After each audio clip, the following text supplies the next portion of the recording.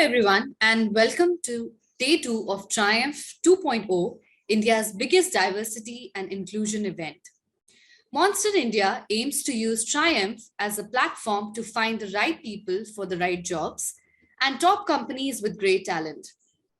During the course of Triumph 2.0, we will host some of the most well renowned business leaders for discussions on themes that affect women, the LGBTQIA plus community, and PWD in the workplace, giving attendees the opportunity to hear how different approaches are being taken to promote inclusivity.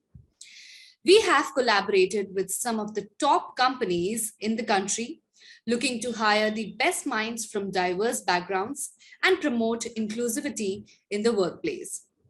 At Triumph, we are also hosting a range of competitions and contests where attendees stand chance to win cash prize worth lakhs.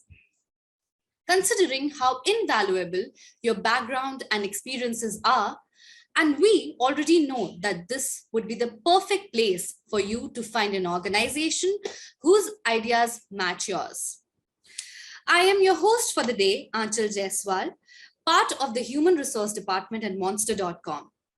After an electrifying first day with incredible insights, discussions, and talks with inspiring business leaders, we are more than excited to kick off day two. Respecting and recognizing the abilities and distinctions that each employee contributes to the workplace is a key component of workplace diversity. It only seems fitting that today's panel discussion and conversations will revolve around the same theme of the Organisational Lens on diversity. The first event of today's conclave will be a fireside chat with Sindhu Gangadharan, someone who truly believes and understands the importance of the topic. Joining her, we'd like to invite our moderator for this session, our CEO, Sekhar Garisa. Sekhar is an experienced business leader with around 2 decades of leadership roles across industries in some of the leading organizations globally. He joined as CEO of Monster APAC and Middle East, and over the last couple of years successfully propelled the company to one of the leading talent management platforms.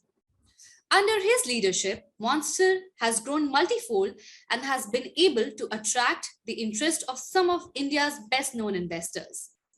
Before joining Monster, he was part of the India's leadership team at Microsoft, where he was responsible for leading the company's go-to-market activities through their 10,000 strong partner networks.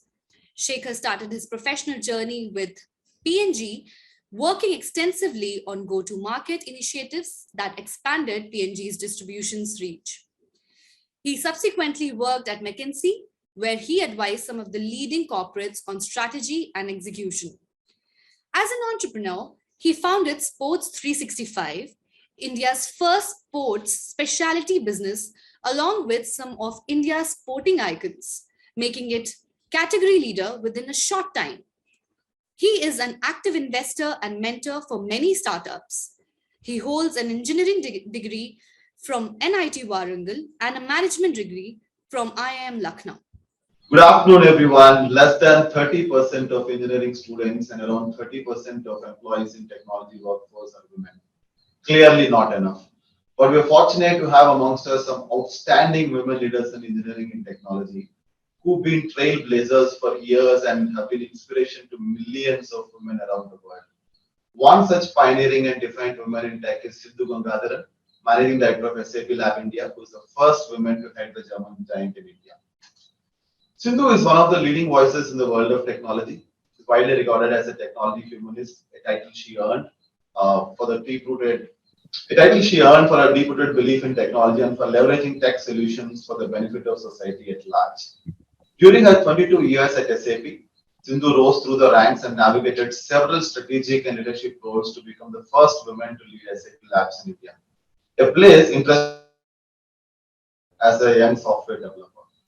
As a global technology leader, Sindhu serves on the board of multiple organizations like US-based Qualtrics, Siemens India, Titan, Everloop, and also serves as a council member at NASCOM. She also serves on the advisory board of UA, supported by the UNICEF. She is also a member of the steering committee of the Indo-German Chamber of Commerce and a key influencer, driving the bilateral and trade relationships between India and Germany. In 2021, Sindhu was recognized by Fortune magazine as being amongst the top 50 most powerful women in business for her contribution in saving lives during COVID-19 pandemic. She is known for her inclusive leadership style and is widely admired and respected as a people leader and a long-standing ally of the LGBTQ community. Sindhu also serves on the SAP's Autism at Work Executive Advisory Committee. Welcome, Sindhu, to Triumph 2.0. It's a real honor to have you join us today. Firstly, congratulations and thank you for being an inspiration to many of us over the years. How are you doing today?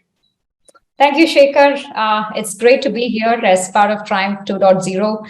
I still remember the last time we met, Sekhar, was at the Vikas Sauda, right, where we were both launching programs to support driving digital literacy, right? That was something that we talked about. And yeah, it's great to be back here. And thank you for all the kind words you said at the beginning.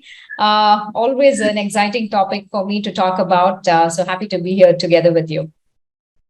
Absolutely. So diversity and inclusion is one of the top priorities that all of us as business leaders have been driving in our organization. It has always been the right thing to do. But I feel like there's never been a stronger organizational or business case to do the same now. Research after research has found that diverse and inclusive organizations consistently outperform others who aren't. What does having inclusive workplace truly mean? Is it just about having a diverse workplace? How do you see it? Yeah, great question, Sekhar. As a woman leader, right, in the technology space, if you ask me, diversity and inclusion are more than just buzzwords for me, right? Because for me, it's an opportunity clearly to also empower millions. I mean, we live in a world which is highly polarized. I think we'd all agree to that. So for me, it's also a hope for a more inclusive ecosystem, right, where we are all able to embrace our differences and also our unique identities, what makes us us. And it is also a fascinating challenge that requires organizations, if you ask me, to step up and also disrupt some of the orthodoxies which are associated with creating a truly inclusive workplace and also a truly inclusive society, right? So to your question, Sekhar, having a diverse workforce is very important, or very important, but it's of course different also from having an inclusive workforce. Because I always like to kind of reflect back on this quote. Diversity means being invited to the party, but inclusion is where you're actually dancing at the party, right? So that's kind of the so what I mean to say is, while diversity is actually the reflection of the world in which we live in, we are living in a very diverse world. However, inclusion is an act, right? It's all about creating that sense of belonging, be it at the organization level, be it at the societies we are part of. And the first thing to acknowledge about diversity is that, yes, it is difficult. I come from an industry where the skewed, I mean, you mentioned it at the beginning as well, where we do have a skewed gender ratio, which was kind of accepted till a few years back, but not anymore, right? And the good news is that more and more organizations are taking very concrete steps to create a very diverse, as well as, most importantly, an inclusive workforce. So if you ask me, it's no longer an empty slogan, it's actually a business decision, which is absolutely critical for any organization's growth and also for the evolution of our societies. And also, if you look back the last couple of years, we had the pandemic. Also, organizations have in these times embraced hybrid work or flex work. And this also gives us a much better opportunity to course correct in many of the areas, right? Because, you know, one of the advantages of hybrid working is that it gives organization also the opportunity to work with global resources, and location per se becomes less relevant in this new normal. And so when you're talking about building those winning teams. You can talk about building the winning teams with best resources from across geographies, right? So also the hybrid working model has given organizations a possibility to rectify that skewed gender ratio that many have in their workforces. And in my own personal experience, Sekhar, I'm seeing more and more women leveraging also this opportunity to return back to the workplace, or many women also accelerating their career plans. So all in all, there are so many industries which need better representation of women at all levels. And I truly believe, and I hope also, that this new normal will also help rewrite a lot of that. And also organizations have a very unique opportunity to create more diverse, but more importantly, more inclusive workplaces. So, Sindhu, thanks for that. And all of us look up to SAP for the kind of work that they have done in terms of organization culture. It's one of the most admired companies around. You being a leader of the organization is also validation that they're getting some things right in terms of a diverse and inclusive workforce. So, what does SAP do that rest of the organizations can pick up and emulate in terms of just hiring the right talent, making them successful? How does this work at SAP? What can we learn from SAP? Yeah, sure, Sekhar. At SAP, we truly believe that it shouldn't be a privilege for anyone to bring their true best self to the workplace or anywhere else for that matter, right? And we take a lot of onus on us to create that environment of trust, an environment of acceptance, so that each one of our colleagues can just make sure that they bring their most authentic self to the workplace.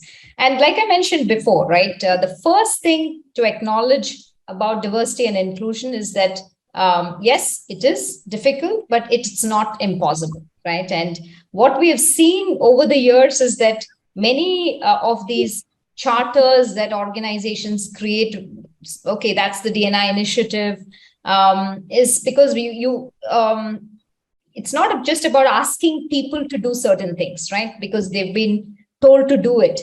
Because many times when you use that kind of an approach, the moment a sponsor moves on or something else has changed in the organization, the whole plan kind of falls apart, right? So what I'm trying to get to is, it's not enough to just have a business case, because more importantly, it's about also working on a culture which also focuses on the behavioral changes, right? Because people adopt new capabilities and they stick to it if it is kind of an integral part of how we work and how we do things or how we live things in the organization. And it's not like an add-on, right, that as an afterthought. So it's very important that you nudge people towards that right behavior rather than saying, hey, this is how we do it, and that's what so that's super important.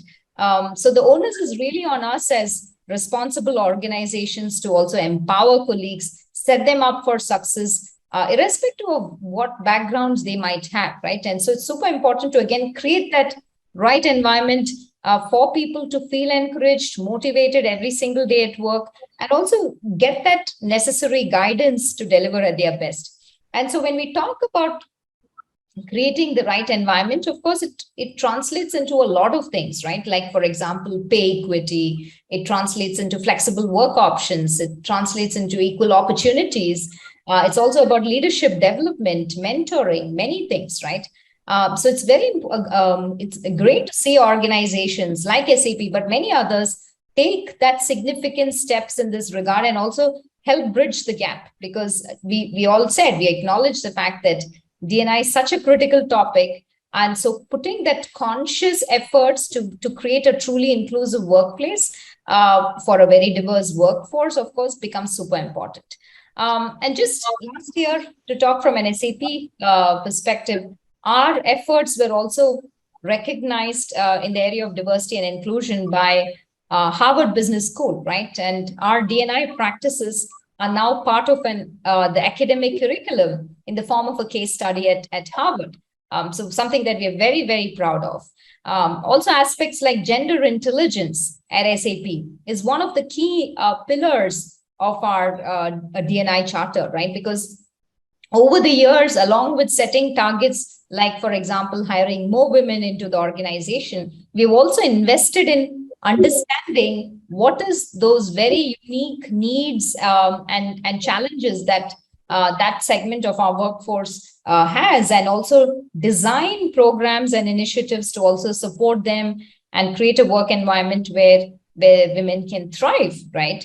So we introduced women-friendly policies. Long before the world was talking about work from home and all that, we had work from home, right? We had part-time work, sabbaticals, on-site childcare centers on our campus.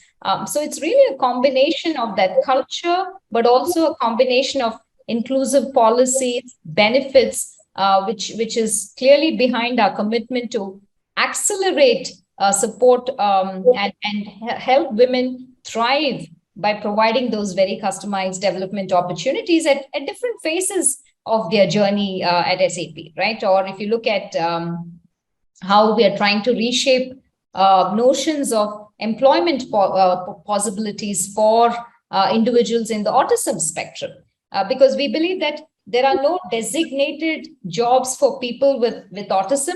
Instead, how we look at it is talented individuals with autism are hired according to their skills, their abilities, their education, their capabilities, just like any other employee, right? And once they are hired, their unique requirements are integrated at different stages of the employee life cycle. So yeah, again, many things, but these are few things that stand out in my mind in terms of what we are doing at SAP to foster that very inclusive workforce and culture that people who work at SAP talk about, Sekhar. Absolutely. I've heard you speak at many occasions, and one thing that has struck me is how you propose that inclusion is a key ingredient for innovation. And I have to say, I've been on the other side of the spectrum when we go to any, at least when I went to business school in India, to the IIMs, 40 or 60 in every class used to be male IIT population. And we're all part of that 40. And we could see how the other 20 really brings in a great perspective. For better or worse, we all think alike because we've been conditioned alike. And so when you say that inclusion is a key ingredient of innovation, that really struck a chord with me. And leaders, right? We know that the business is more dynamic than before, and the only thing that will keep businesses safe, thrive, is continuous innovation. So what role does inclusivity have to play in fostering innovation? How do you as a leader look at it and enable it? Yeah, very interesting to hear your perspectives from business school, Sekhar, and also I think you'd agree, right? Innovation really, it depends on harnessing creativity, right? It's really how do you harness creativity, and it really it's about how are we looking at things differently, right? Maybe it's the same problem, but we're looking at it differently, and it's really about bringing those very unique viewpoints that result in many times that breakthroughs, right? That we all experience, and this is clearly where that different perspectives, diversity, and also inclusion, where we foster that culture is super important, because we all know that if you have like-minded people, you get like-minded results. There's no way that you look at things differently. So clearly, inclusion in the workplace can really help organizations to break this mold, right? And really also set them free in these times, because it's also about taking new products to market, because the markets are also changing. The behavior of customers are changing. The new business models are changing. The new ways of how you would approach a customer as compared to some years back, right? Or how you look at totally different ways in which you lead your business. And so clearly, they are key drivers of innovation and also very critical components of even like we discussed earlier to be successful on the global scale, right? And it's more than just recruiting the best minds. It's also about like I said earlier, creating that culture that fosters that kind of creativity, right? And also a culture where everyone is advancing to different positions in different areas. And that's kind of the powerful multiplier, if you may will, of innovation and growth. And inclusive innovation is also about co-creation, right? Because it's also about strengthening the collaboration amongst employees in an organization. And also this inclusive shift towards co-creation, I believe, also increases the success rate of innovation, because it's also built on trust, it's built on acceptance. And I really feel when also employees have that sense of belonging, right, in the organization, they also feel more comfortable to take those risks, are okay even if it fails, right? And they all are also more feel okay to share ideas without the fear of being judged. And I think that's also very, very important when we are talking about driving that innovative thinking in the organization, or that more, I'd say, that entrepreneurial mindset, which we want every employee to have, right? Because when you're talking about having multiple voices in the room, that's what fuels new ideas, new services, how you build new products, and really encourage that out of the box thinking. And there's no doubt, right? And a very diverse and an inclusive workplace fosters that kind of innovation, fosters that kind of teamwork, fosters that kind of collaboration, and also builds that climate of trust, which is very, very important. So if I were to summarize everything, I'd say it's three things, right? It's one is representation, the second is receptivity, and the third is equity. Because representation boils down to what we talked about. It's the presence of really diverse set of people with diverse skill sets across roles, across leadership positions. But second, receptivity is also means respect for that different styles and flexibility when it also comes to adopting feedback, adopting learnings. And third, I'd say is equity, right? Meaning equitable access also to resources in your organization, opportunities, the network, also everybody having access to how decisions are being made in the organization. So I'd say if all these three pieces are an integral part of your workforce or workplace, we can absolutely create an environment that fuels that innovation and drives collaboration forward. Fantastic. I think as leaders, we obviously have a big role to play. There's role modeling that we will do. There's a lot of work that we can do around policy and culture. As a global technology leader, however, you've been fortunate to create impact at scale way beyond SAP. You've been on board of these organizations. You're driving force behind NASCOM. So what's happening at that level? How are you using the platform that you have, which is way beyond SAP now? What are you driving in these forums? What are you hearing in these forums? What's the broad direction that we're going to? What are the big interventions needed in this space? If we really have to make, a truly diverse and inclusive workplace as a whole, as a country, what needs to happen there? What are you hearing there? Yeah, I mean, I truly believe in the power of technology, Sekhar, because it's really only with technology can we have that impact for millions of people out there, right? Because you can do things in your scope, or you're on part of a board or whatever, you're leading an organization. But if you truly believe in certain things and if you want it to scale, there's no other way to do it than really leveraging technology at scale. And I think this is what keeps me motivated to show up every single day, because I've been a technologist all through my life, more than 2 decades in the industry. And I truly believe that the real power is of course the technology, but the people who leverage this technology, right? And in so many different innovative ways to really advance some of the causes that we talked about, and also solve some of the most pressing problems we have today, right? And it's not possible if we just, like, even if you take the women, right? You can't solve problems by just ignoring half of the world's population, right? Having grown up in times where we did not, at least I did not have many role models of women leaders whom I could look up to. I know the difference what a mentor can make to one's life, to one's career trajectory. I really understand also the difference an inclusive and a very forward-looking employer can make to bright technologists, right?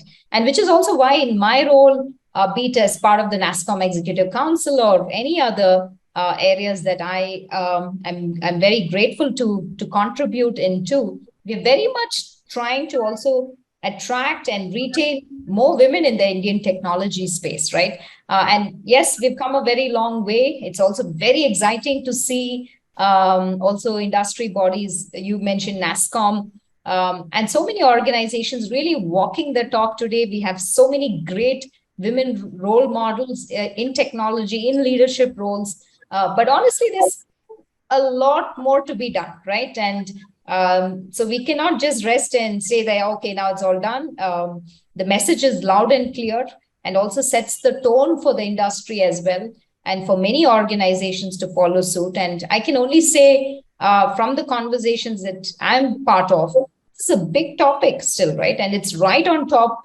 of our priority list. And I'm also super excited and I'm always very open to mentoring young women who aspire for a very successful career in technology, because you can really show it to them that it's absolutely possible, right? So that's what keeps me going, Sekhar.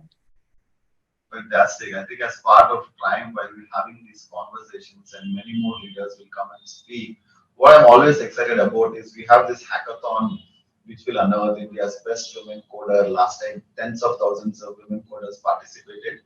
And we also have almost 25, 30 organizations, thousands of jobs exclusively for diversity and inclusion, right? So it's phenomenal to see that, organizations, really big ones and the best ones, want to be in these forums where they can put themselves out as thought leaders and get access to talent. And so it's really good to see all the organizations making a really concerted effort. I think gone are the days where it's just a buzzword and people are saying things because it's the right thing to say. Absolutely.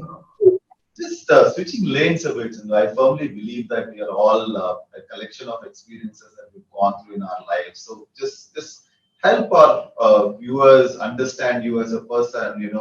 What motivated you. How has your journey been? And I'm sure it has been very challenging, and you've got so many lessons that people can learn from you.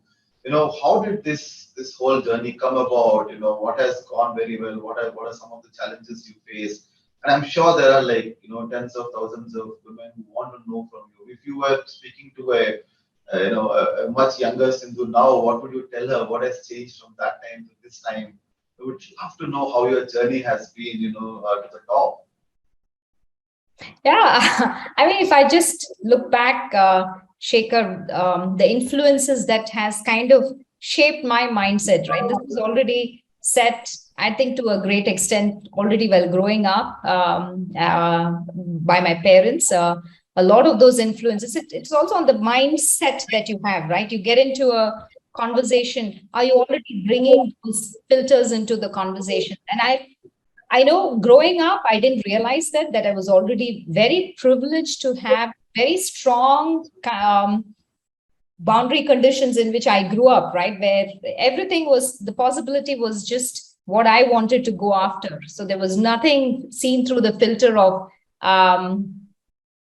because you're a girl, you need to do this. Not at all, right? And I think that is something that has, of course, much later on in my life, I just reflected back like, hey, that was not very common for everybody, right? But growing up, that was something that was always there. And I think that's also what has led me through the journey, and very strong, focused on hard work, being very much focused on discipline, and very much focused on consistency. I think these are the pillars that have really helped me throughout, still does. And this is what I also tell also a lot of young parents, right? Because they are also setting the foundation for their young girls and sons, both daughters and sons. It's not only for their daughters, because a lot of that mindset that you approach things with is already kind of set as you grow up. Of course, you mold yourself, you learn, you upskill, all that is there. But I think that core thing comes from those growing up times. And I think it's very important that we make sure that we create those environments for our young girls, our young sons as well, to make sure that as they approach the journey, right, they don't go looking through all these filters. And then I think it's also about knowing and being the master of whatever it is that you choose to do, right? Whichever subject, whatever topic it is, really try to be the one who really masters it at a certain depth, because that's what's going to take you forward. It's not your gender or anything. It's really what is it that you are bringing to the table, right? What's the difference that you are making that will matter? And that calls for, again, like I said, understanding, depth, hard work. So there is no shortcuts, I always say, right? That hard work has to be there and complemented with the discipline and consistency. That's what served me so far and continues to as well, Shekhar. Fantastic. Have there been moments in your journey, Sindhu, where you truly felt challenged because you felt that it's because of absence of of an inclusive workplace? How did you deal with challenges, and what are the support systems that you built for yourself, through this journey that others can learn from?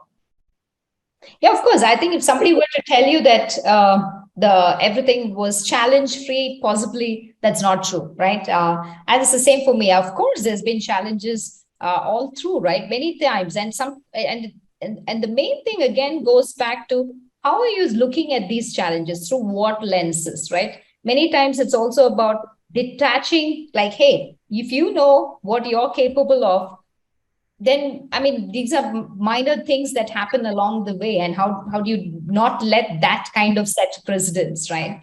So that's very important, and many times it's also about learning from, and also looking at how are those learnings from those, be challenges, or I'd also say opportunities, kind of shaping you for the next step, right? Look at those, learn from those, because many times it's also about those learnings, right? What went not the way you had planned for that particular opportunity or whatever it is, and kind of make sure that you bring in those learnings for the next time around, and not like kind of let that kind of you be the deterrent for the way ahead. So that's important. You mentioned a very important piece, which is support system. And I think this is also something which we should never underestimate, right? And really building up, be it your set of mentors, or being even building up your support system around you who can really support you in any time, right? Sometimes it's like in a particular day, as you juggle through your different spheres of your life, there's sometimes you're like, okay, this today I need to be here, so somebody else need to take care of the other aspects, right? And having that support system is super important. And that many times people say, yeah, I don't have that kind of support system at home, but that doesn't have to only be at home. It can really, you have to make sure that you have a solid support system, be it at work or be it in your extended family, in your own family, whatever be, but build that, because that's going to be super important. And because it's also important to reflect that you just can't do it all alone, right? And that acknowledgement is also very, very important. I think it's also about taking out the ego from everything you do and just saying, hey, I need that support system to get going. And this applies, I'd say, both for men as well as for women. Yeah. Fully acknowledging that the journey is tough and we can't do it all alone. Go out and seek support. I think that's brilliant. We all need it. With whatever level we are at, we all need it. Very well said, Prasanna. I think sometimes we don't realize the privilege that we have. Some of us come from a background where we did not have to face some of it, but over the years we've seen how it's important to do everything that's possible to extend the same privilege to everyone else. I'm super happy that the conversation is much louder now, and we all acknowledge that the status quo is not acceptable. It needs to change, and we also, I think, acknowledge that we are nowhere nearly close to getting to an end point where we all feel comfortable that it's a diverse and inclusive workspace that we are creating. So I think it's fantastic that leaders like you are taking the lead, and we feel a lot more comfortable, having folks like you at different platforms, having conversations around this, letting people know what's the right thing to do and leading by example. Thank you so much for your time, Sindhu, and I'm sure all of us are very inspired with what you've shared, and I'm sure the feedback will come in, and I cannot thank you enough for taking out time for this, and you've truly made Triumph 2.0 a lot more richer with your presence. Thank you. Thanks so much, Sekhar. And it's been such a pleasure talking to you and addressing some of the topics that's very close to my heart, our hearts, right? And definitely, I think these conversations are super important because this is what drives the change that we're all seeking to have in place in the world, right, that we live in. So thank you so much, and lots of success at Triumph 2.0. Thank you. Thank you. Thank you, Sekhar and Sindhu, for such insightful conversation.